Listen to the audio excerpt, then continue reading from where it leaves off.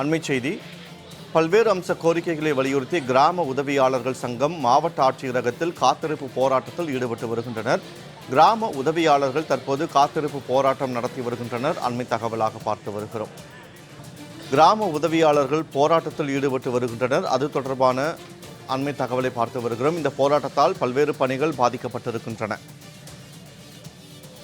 இது தொடர்பான கூடுதல் விவரங்களோடு இணைகிறார் நெல்லையிலிருந்து எமது செய்தியாளர் செல்வராஜ். வணக்கம் செல்வராஜ். கிராம உதவியாளர்கள் காத்திருப்பு போராட்டத்தில் ஈடுபட்டு வருகின்றனர். அவர்கள் முன்வைக்கக்கூடிய கோரிக்கைகள் என்னவாக இருக்கின்றன? விவரங்கள்.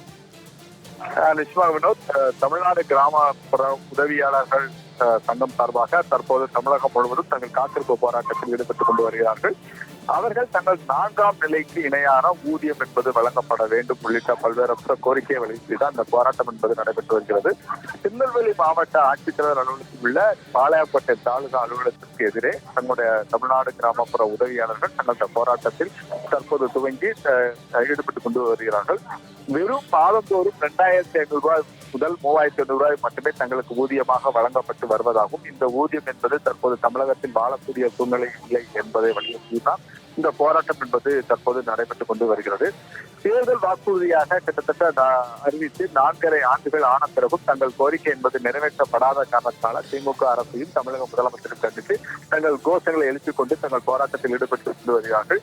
மேலும் இந்த போராட்டத்தின் காரணமாக நெல்லை மாவட்டத்தில் உள்ள அனைத்து கிராம நிர்வாகத்தில் உள்ள உதவியாளர்கள் தங்கள் போராட்டத்தில் ஈடுபட்டு வருவதன் காரணமாக இந்த பணிகள் முற்றிலுமாக பாதிக்கப்பட்டுள்ளது. வினோத், கிராம உதவியாளர்கள் காத்திருப்பு போராட்டத்தில் ஈடுபட்டு வருகின்றனர். அது தொடர்பான அண்மை தகவலுக்கு நன்றி செல்வராஜ்.